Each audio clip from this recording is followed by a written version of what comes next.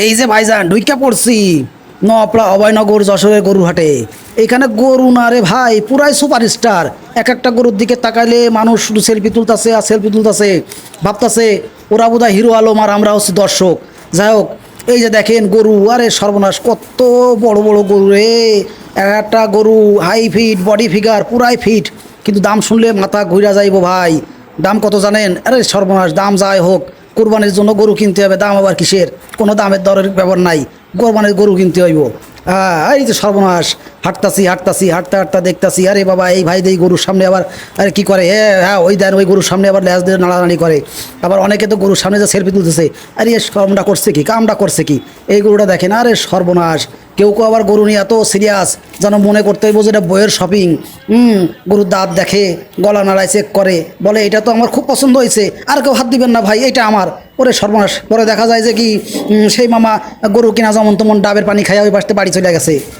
সবথেকে মজার ব্যাপার হইলো, দামি গরুর পাশে দাঁড়ায় মানুষ কিন্তু ভিডিও করে আর বলে ইনশাল্লাহ এটাই আমি নিব, কিন্তু পরে দেখা যায় ওই ভাই হাটের থেকে ডাব খায়া চলে গেছে। তবে হাটে মজা আলাদা, লোকজন দরদাম করে, গরু শোডাউন, সে ব্যাপার স্যাপারই আলাদা। সবাই কিন্তু কুরবানির জন্য গরু কিনতে আসে, আবার কেউ কেউ আসে মনে করে নিজের ধান্দা করতে, নিজের পকেট ভারী করতে, যেমন দালাল চক্র আছে। আবার মনে করেন যে ওই যে পকেট মারি মামারা আছে, হ্যাঁ ঠিক আছে, তাদেরও তো ঈদের সময় মনে করেন টাকা পয়সার দরকার, তাদেরও তো লাগবে তাই না? তারা পকেট মারি করে নেবে, ছাড়া কি কোথার থেকে নেবে? আপনার আমার পকেটের টাকায় তাদের কাছে যাবে। যাই হোক, আপনারা সাবধানে থাকবেন, তাদের হাত থেকে একটু চোখে চোখে রাখবেন।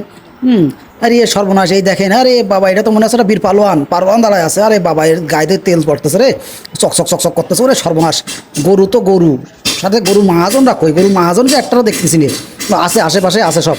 তবে এই বাজারে কিন্তু গরু কিন্তু অনেক আসে।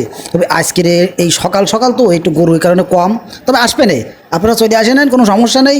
এই বাজারে মনে করেন যে অনেক বড় বড় গরু আসে। এই খানিক আগে কিন্তু একখান গরু বিক্রি হয়ে গেছে খুব দামে।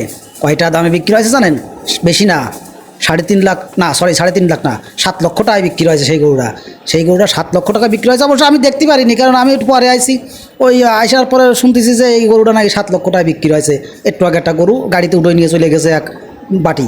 এখন আমি তো দেখিনি, এখন ওই লোকজন যা করছে তাই বিশ্বাস করতেছি। যাই হোক, আমি সঠিক করতে পারলাম না, মানে সঠিক কিনা আমি জানি না, তবে যাই হোক হতে পারে, যেহেতু গরুর বাজারে একটু দাম আছে।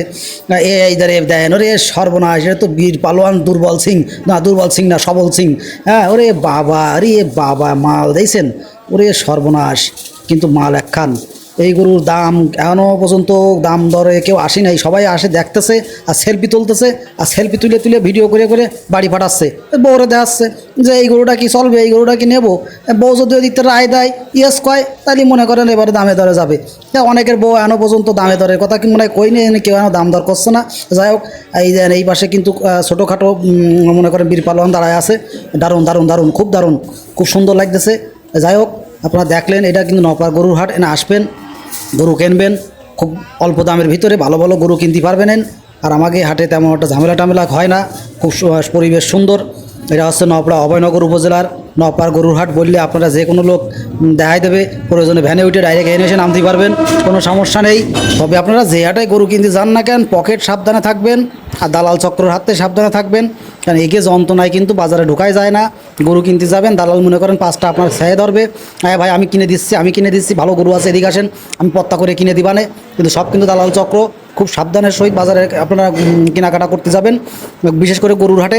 তো যাই হোক, সামনেই কুরবানি ঈদ আগত, সবাইকে ঈদের শুভেচ্ছা রইল। ভিডিওটি ভালো লাগলে লাইক কমেন্ট শেয়ার পারলে করেন, না পারলে করার দরকার নেই। চ্যানেলটা পারলে সাবস্ক্রাইব করে দিন, আর ভিডিওটা অবশ্যই লাইক করবেন, একটু গঠনমূলক কমেন্ট করে দেবেন। তো সবাইকে ঈদের দাওয়াত থাকলো, আসবেন আমাকে যশোর জেলায় বেড়াতেই।